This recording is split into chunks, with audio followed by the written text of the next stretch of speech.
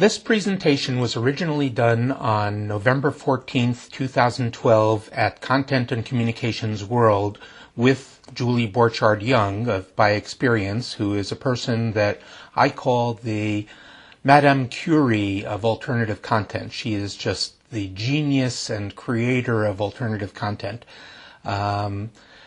Unfortunately, when we did the presentation, it was sort of conversational style, so I wasn't able to capture it, so I'm going to re-record it now and attempt to be as close as possible to what both of us said. I will probably not give you all the information that Julie presented, but there will be some contact information at the end, and if you have questions, I'm sure you can contact either of us.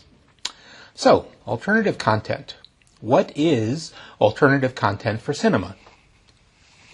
Well, let's look at it backwards. The word cinema, that's a place where people pay to go see movies. The word content is what's on the screen at the cinema. And alternative means basically non-movies, but as I'll show you in this presentation, sometimes it's movies too. Why alternative content now? Well, I'll get into the history a little bit later, but what's happened recently is the digital revolution in cinemas. 35mm projectors are going out, and high definition or digital cinema initiative compliant projectors are going in, and that's the expensive part. Once the theater has the electronic projector, it's not that hard to add alternative content. After the projector purchase, there's fairly low cost of entry. At the left, you can see a satellite dish installation, and notice that the installation doesn't even require making holes in the roof. It's just being held down by 4 cinder blocks. The receiver can be something very similar to a consumer satellite receiver. Exhibitors, movie exhibitors, are looking for new revenue sources because, frankly, not as many people are going to movies anymore. So here's a picture of a concession stand at a movie theater in Houston, and this is definitely not your father's concession stand. It's got liquor and wine and all sorts of things that we didn't previously see in movie theaters. And there's a non-competitive relationship between alternative content and Hollywood. Hollywood does things like the latest James Bond movie. And alternative content tends to be a one-shot and things that you wouldn't expect people to go to a movie theater to see, like opera or ballet or something like that. Here are some trailblazing examples that Julie was responsible for. The Metropolitan Opera live in HD, now in its 7th season. The National Theatre from London, now in its 3rd season. Some one-shot concerts, the Red Hot Chili Peppers, Metallica, the BBC Proms, which may turn into a bit of a series, and some other unique programs, sometimes captured live theater like the show Barrymore or The Importance of Being Earnest, or even radio shows. Having a radio show in a movie theater seems like a crazy idea, but what they do is they shoot the making of the radio show, like A Prairie Home Companion or This American Life. There are talks, John Irving at the Times Center, even art galleries. This is a show called Leonardo Live that was at the National Gallery in London. There are other genres. There are sports, even in 3D, the World Cup from South Africa, politics and economics, O'Reilly and Beck, the Pete Peterson Foundation, religious services. Churches will put their material into various movie theaters. Charities will have special events. More cultural material, not only opera, but ballet. TV related, here's Talk on Lost, that's another one of Julie's shows. Children's shows, Sesame Street Summer Beach Party. Gaming, this is Sony's Uncharted 3 introduced as alternative content in a theater. And even movies, but not regular movies. So here's The Sound of Music as a sing-along, but it's the 45th anniversary celebration. Or here's the movie Twilight, but being introduced when later movies are coming out so that you can catch up sort of on how the series started. Or here's a spoof, Plan 9 from Outer Space, possibly the worst movie ever made, but converted by riff tracks. These are the people who did Mystery Science Theater 3000, where they kind of tell jokes as the movie is going along, or even a documentary. This is another one of Julie's projects. This is a documentary about the Olympics in the lead up to the Olympics. Now, alternative content doesn't necessarily follow the same rules as other content. The organization might do outreach, for example, to go to new audiences beyond their four walls. The Metropolitan Opera has sold more than 11 million live and HD tickets as of the November 14th presentation. It's been in 64 countries. It's had 69 live events and 2 documentaries. It's tremendous exposure for the opera company. The National Theater hasn't been going that long, but over 1 million tickets sold to date in 22 countries with 24 live events. And it provides people access to this material that they otherwise wouldn't be able to get to. So you get affordable access to world-class theater, world-class opera without having to travel internationally. They're unique experiences. And again, it's often based on the mission of the company. So profit is secondary to outreach. You don't want to lose money necessarily, although that's not necessarily so bad either. But you want to develop the audience. You want to increase the exposure of the company. The idea of alternative content dates to before cinema itself. Here is an article that appeared, it was actually a letter that appeared in the New York Sun on March 30th, 1877, and it described something called the electroscope, which was some sort of television-like device, and the author says, both telephone and electroscope applied on a large scale would render it possible to represent at one time on 100 stages in various parts of the world the opera or play sung or acted in any given theater. Now, here's the early history. In 1877, looking at the technology side, we have that Sun article. In 1927, when Bell Labs introduced television, they weren't sure whether it was going to be a home experience or a theatrical experience. By 1930, RCA, Western Television Corporation, General Electric, Baird Television all had projection systems in theaters. By 1939, there were many different technologies. There was even color. And then in 1999, we have the first digital cinema presentation, which was Star Wars Episode 1. Now, on the programming side, again, in 1877, they said it could be a play, it could be an opera. In 1930, here we have an ad for something that John Logie Baird was doing at the London Coliseum. It turns out it wasn't the first, but all he says is that he's showing television, the world's first public performance of television in a theater. It didn't really matter what the content was. But by 1932 it did, and so he initiated sports by doing a derby race. He also had a film star talking. In 1936, the Olympics were shown as alternative content. That's one of the theaters on the right. In 1941, the first prize fight was shown as alternative content, and for a long time, that was the major alternative content. And then by 1952, it was anything from carpet sales to opera. It was called closed-circuit television or theatrical television. So here's a picture that appeared in Life magazine in 1953, and it was taken at a Los Angeles theater in December of 1952. And on the left, we have those Heavenly Carpets by Lee's. That was alternative content, which was a carpet sales convention.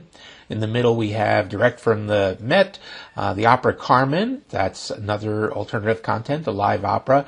And then down at the bottom, we have the regular movies that were being shown at the theater at that time. Here's a demonstration at the National Association of Broadcasters convention in 1947.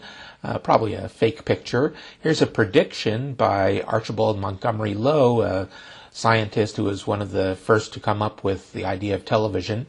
It's in a book he wrote called The Future, and he has television races in Australia as seen in London. And there was community demand even earlier. This may sound absolutely crazy, but for about half a century before television, people gathered in theaters and opera houses and concert halls or outside newspaper offices to watch live remote baseball games and sometimes football games too. By 1891, electricity was added. By 1894, they had android robotics. Little people would run around the ball field. There were many, many different technologies. The one at the right was developed in 1913, but this particular picture was a little bit later in Washington, D.C. In the middle, you see an advertisement that appeared in the Arizona Daily Star in 1931 for having people go to the Opera House to watch the World Series, which was between the Philadelphia Athletics and the St. Louis Cardinals, no one anywhere near Arizona. What killed it was radio, although the first radio broadcast of a baseball game wasn't until 1921, and this lasted well into the 1930s. The first television broadcast of a Major League Baseball game was in 1939, although there was an earlier broadcast in Japan. Now, again, alternative content is different. It's not movies and it's not television. So let's look at movies versus alternative content. Movies have continuous showings, and they have lifetime grosses. People still watch Gone with the Wind or The Wizard of Oz today. So there's a long tail. They have uses beyond cinema, and of course there's a profit motive. People want to make money on movies. They have movie-type advertising, which can cost as much as the movie itself, sometimes costs more than the movie. They have known characteristics. Today we have the Digital Cinema Initiative, but even in the old days, a 35mm movie was a 35mm movie, and it could be played on anybody's 35mm projector.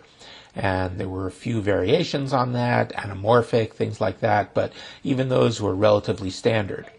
And a movie, never live, always perfectly edited and color-corrected before presentation. Now, alternative content, the picture here, by the way, Dominic Cooper and Helen Mirren in Phèdre from the National Theatre Live series. It's a one-time event. I cannot emphasize strongly enough the fact that it's an event. There might be some encores for the event. It might have some repeats. But basically, it's an event. You advertise, it's something coming up. And because it's coming up, you can have advanced sales, and these can be months and months in advance. Many of the tickets will be sold. You have higher ticket prices than a movie, might be, say, 2.5 times what a movie ticket goes for. And very different numbers, which I'll get into in a moment. But again, no profit might be okay because you're trying to do other things. You're trying to reach new audiences, get exposure, and so on. There's also a built-in fan base for whatever you're doing. So here's another one of Julie's projects on the right.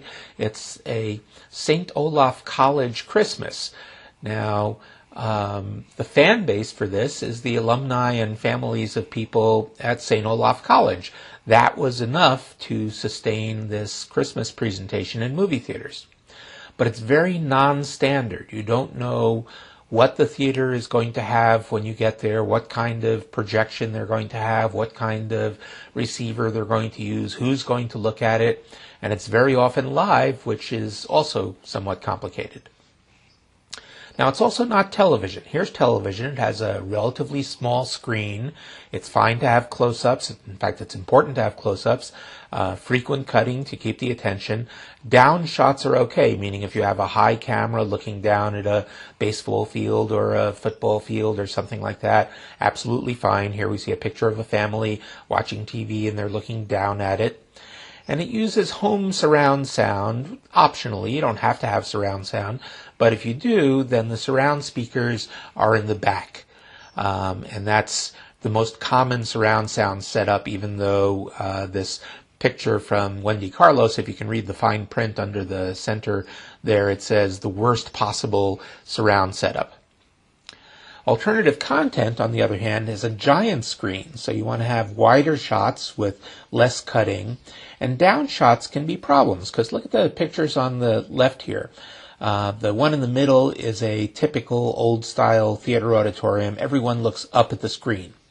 And the one below that is a stadium seating type auditorium, and everyone looks straight ahead. Some people look up at the screen, but no one's really looking down at the screen. And you need to have cinema surround sound because movie theaters are intentionally very, very dead. But every speaker you see in a movie theater, even the ones that are in front of you, is a surround speaker. So it's a very different setup from home surround. You can't use the same kind of mix. In a movie theater, the main speakers are behind the screen. They're not visible. Now, a bit about box office numbers and reporting. Movie distributors self-report their weekend box office numbers for publication. Alternative content figures are very rarely released. The Metropolitan Opera happens to report its own live numbers, so let's look at those. One showing of an opera, this is an opera, and it can even be an obscure opera, will frequently secure a spot in the top 20 for the entire weekend box office. And here's an example. Metropolitan Opera's Satyagraha. It's an opera by Philip Glass, and it took in $1 million in North American gross, which was the lowest of the season that it was transmitted in. It had minimalist music. It had a minimalist set. It was sung in Sanskrit, with no subtitles, and the words were unrelated to the plot, so it seems like if you're going to have something that's not going to be successful, this is it. Well, it came in number 11 in weekend theatrical gross for North America, and that's for one showing versus 3 days of continuous showings for movies. Here's another one, more popular opera, La Traviata, shown in more than 850 screens in North America, took in $2.4 million in sales, which is well over 100,000 viewers. Another 114,000 viewers outside of North America watching 650 screens in 41 foreign markets. But let's look at something from the previous year, just so I can give you annual figures. Il Trovatore, another popular one, in 2011, took in $2.5 million in North America, was number 10 that weekend.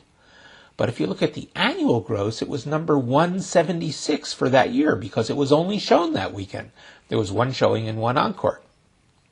Now, it also doesn't match the television numbers. When the Metropolitan Opera did La Boheme in 1977 on PBS, the audience was estimated to be about 18 million people. Now compare that to the maybe 250,000 people for the pretty successful alternative content transmissions. But again, it's not the numbers of people, it's not the money that's coming in, it's the exposure and the sponsors and donations and the distant audience. Down at the bottom, I'm showing that the Metropolitan Opera actually won an Emmy for its alternative content, even though that's not television. Los Angeles Times called it a new art form. It also won a Peabody Award. And the exhibitors are really, really happy to carry this stuff. Here's an exhibitor at the first transmission, Magic Flute, in 2006. This is in Burbank, California. Now, one of the reasons that they're happy is that the auditoriums fill up. They sell out well in advance and often at off-peak hours. So in California, you might go to watch an opera at 9 in the morning.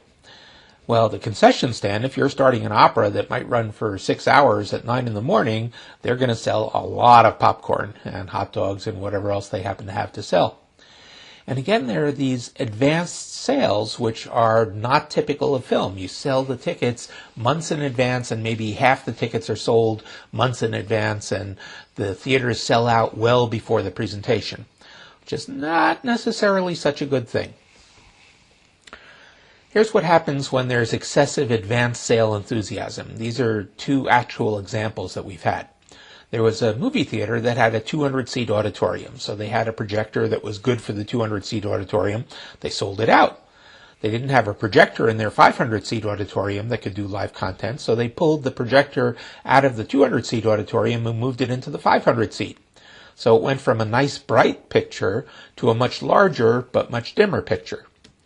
Or here's another one. There was a movie theater that sold out one auditorium. They said, ooh, wow, we sold out one. Let's open up a second auditorium and put the opera in there too.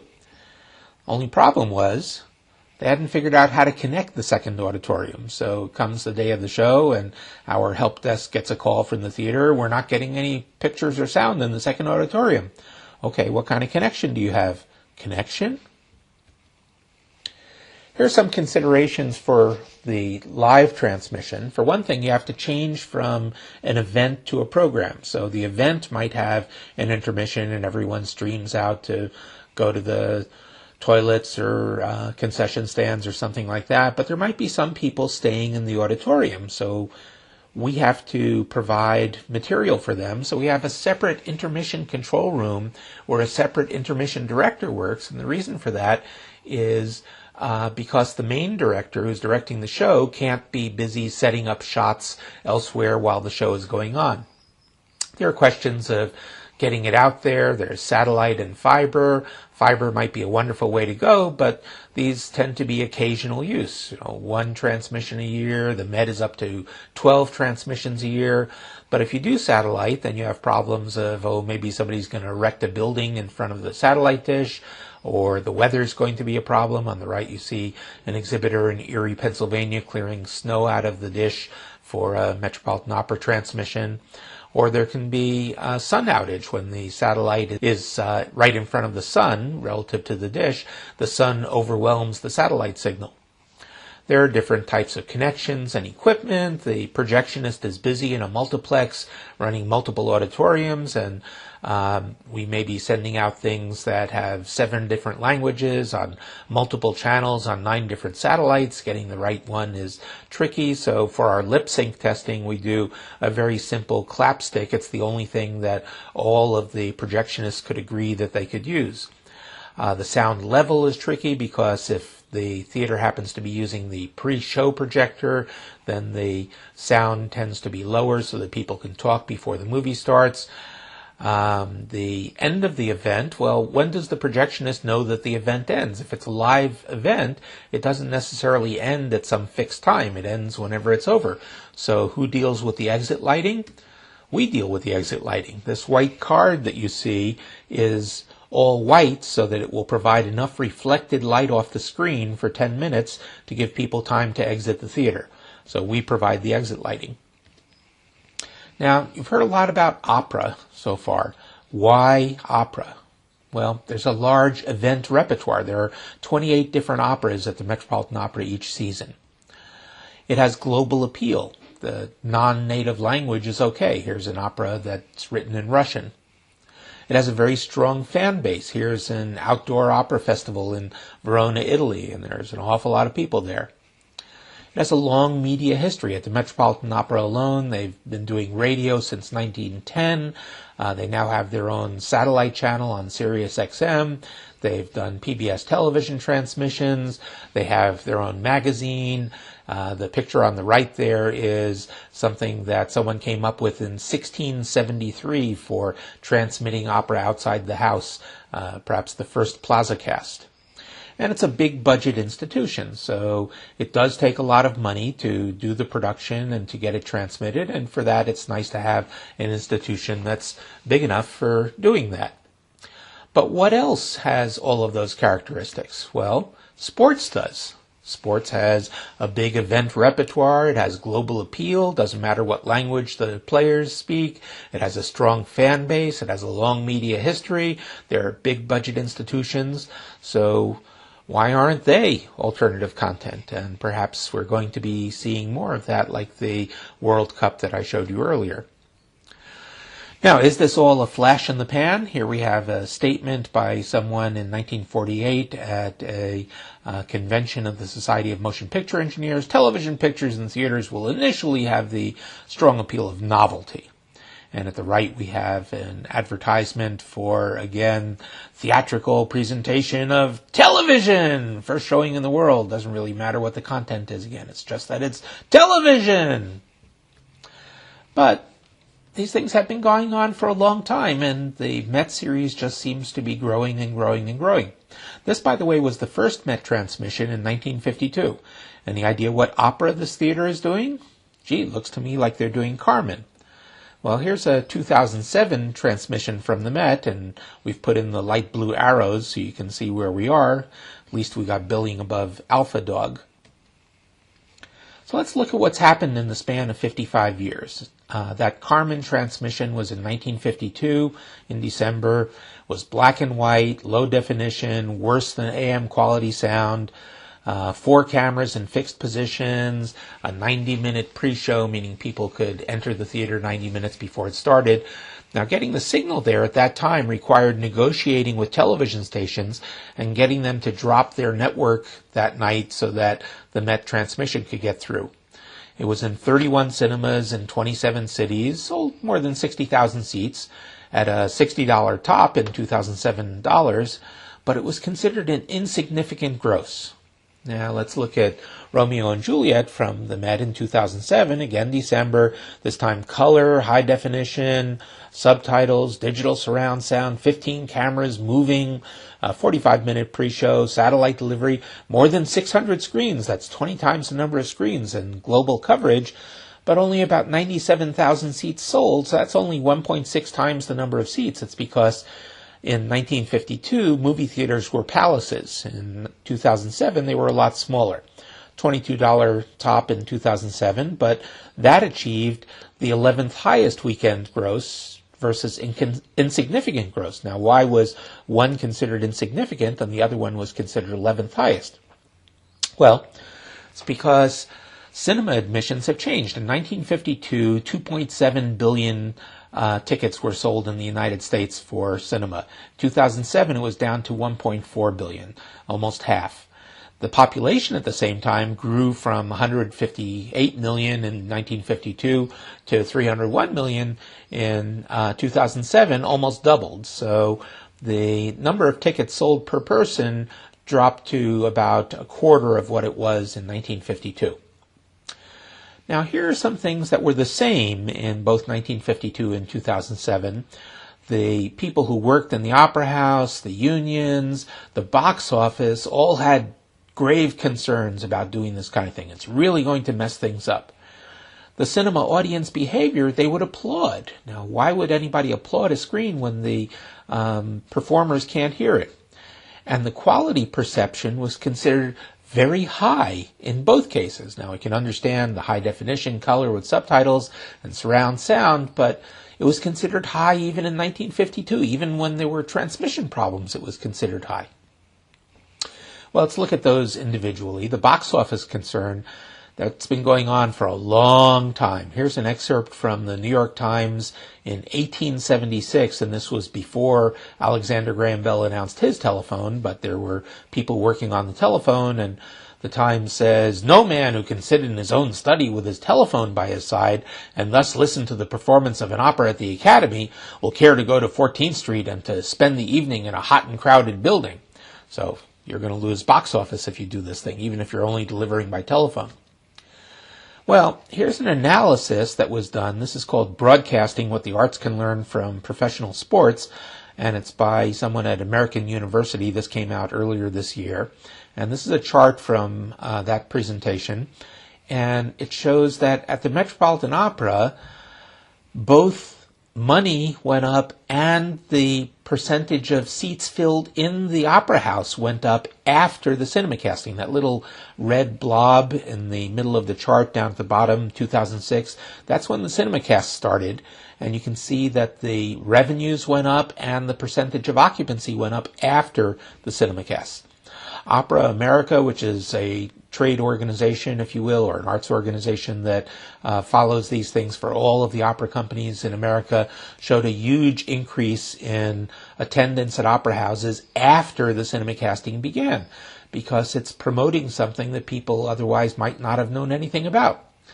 Now, Santa Fe Opera has a summer season, and so it made perfect sense for them to actually pay for the equipment to be installed at an arts center in Santa Fe called the Lenzik Center, basically a movie theater, so that people in the winter could watch the Met and be gung-ho for the operas at Santa Fe in the summer.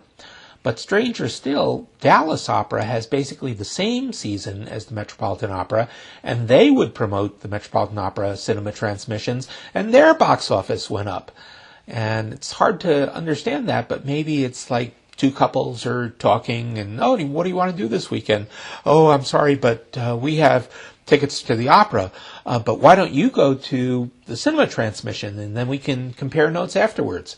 I'm not sure if that's what's happening, but whatever it is, it did make their attendance go up.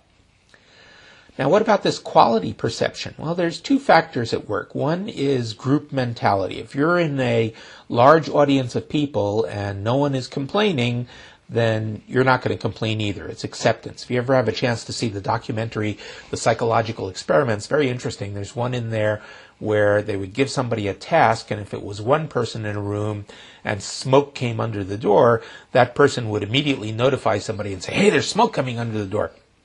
But if there were 3 people in the room doing the same thing, then they wouldn't notify anyone, because I guess each one was thinking, well, if the other guy isn't concerned about it, why should I be?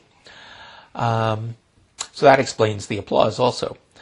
There's also cognitive dissonance. Now, this means that if you're spending money to buy a ticket and you have to drag yourself to wherever the opera is being presented in the movie theater, and you have to block out a big block of time and maybe you have to get a babysitter, all of those things mean that if you didn't like it, then you were stupid. But you don't want to be stupid. So you're predisposed to like the content. And in this case, it actually turns out that the higher the ticket price, the more predisposed you're going to be to like the content, although I'm sure there's some cutoff there where it's too high. A little bit more about then and now. The equipment is again in place at the exhibitors. There's digital cinema all over the place. Distribution, you no longer need to worry about taking away the coaxial cable that's delivering network programming to a broadcaster. You also don't have to worry about the FCC, which formerly needed to license every Earth station. Now you can put up a satellite receiver anywhere you want to. There are also alternative venues. People can watch things in their home theaters. There are operas being shown in arenas and stadiums. There are art centers that are showing this stuff, so this tends to predispose the exhibitors to like it even more. So, if there are any questions about the technology, I will be happy to entertain them. And for anything else, again, Julie is the Madame Curie, the Alexander Graham Bell of alternative content. She knows it all. Thank you very much.